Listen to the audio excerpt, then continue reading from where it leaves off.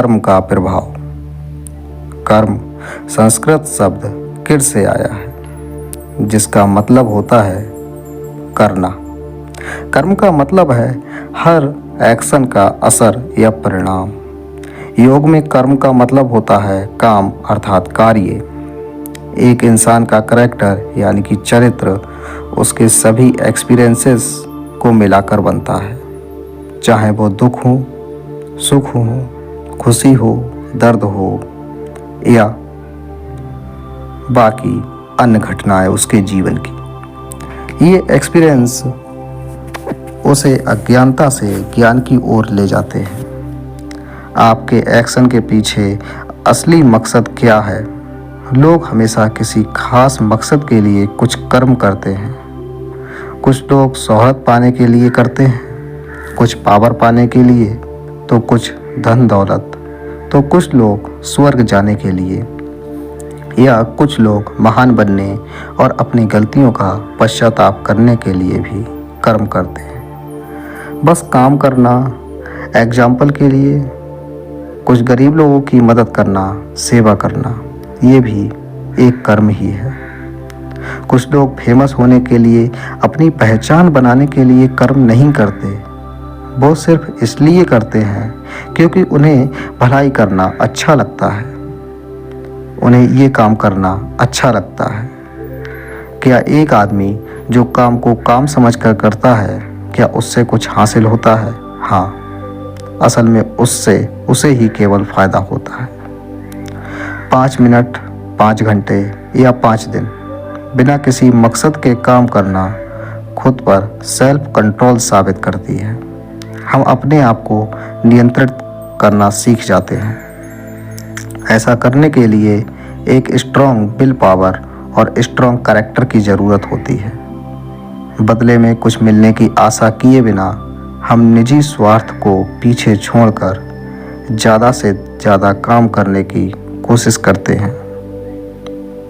बिना किसी निजी मकसद के किया गया कर्म मन, शरीर और आत्मा के लिए सबसे अच्छा होता है, लेकिन इसे सच में अपनी सोच और जीवन में उतारने के लिए बहुत सेल्फ कंट्रोल की आवश्यकता होती है। सिर्फ 5 मिनट के लिए बिना किसी सेल्फ मकसद के काम करके देखिए। ये आपको बहुत मुश्किल लगेगा। किसी काम के बदले में कुछ ना मिलना, ये हमें बहुत परेशान करता है। ना इसलिए बिना किसी सेल्फिश मकसद के काम करना आपकी आलसी शक्ति को भी दिखाता है। यदि आप काम नहीं कर पा रहे हैं तो आप शायद आलसी हैं। एक महान इंसान बहुत सारे अच्छे काम करता चला जाता है, मानो वो अच्छे कर्मों का बीज बो रहा हो। वो हर रोज उसकी देखभाल करता है, लेकिन घंटों उसके पास बैठकर उसके बढ़ने या उसके फलों को हासिल करने की इच्छा नहीं रखता। सिर्फ अपने काम में लगा रहता है और ज़्यादा से ज़्यादा अच्छे पौधे उस काम के बीज से बढ़ते रहते हैं। अगर आप किसी की मदद करना चाहते हैं तो ये मत सोचिए कि उस इंसान का रिएक्शन क्या होगा। उसके धन्यवाद देने का इंतज़ार मत कीजिए या ये आशा मत कीजिए कि वो भी इसके बदले में आपके लिए कुछ करेगा। अगर आप इच्छा से कर्म करना चाहते हैं तो बस उस पर कायम रखिए। अपने आप को उस पर नियंत्रित रखिए। किसी इनाम के बारे में सोचने की जगह और कुछ भी ज़्यादा अच्छे कर्म करने के बारे में सोचिए। अभी आपके अंदर सिर्फ खुद के लिए काम करने का जोश है, लेकिन समय के साथ प्रैक्टिस करते करते आप बिना किसी स्वार्थ के काम करना सीख जाएंगे। रोज़ सेल्फ कंट्रोल की प्रैक्टिस कीजिए। ये बहुत ही जल्द आपकी हैबिट भी बन जाएगी और ये हैबिट आपका करैक्टर और संस्कार बन जाएगा।